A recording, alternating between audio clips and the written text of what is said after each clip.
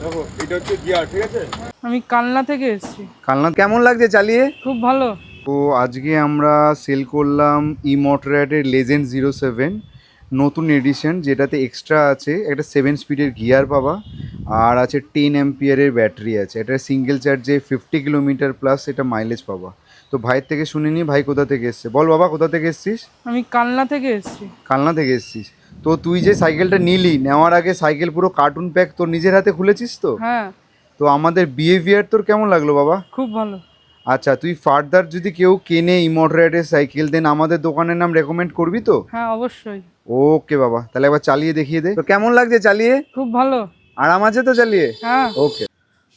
তো এটা থাকছে ইগনিশন কি, this is how it turns on. এই হচ্ছে colour TFT display, just press করে কয়েক সেকেন্ড হোল্ড করলে এটা টার্ন অন হয়ে যায়।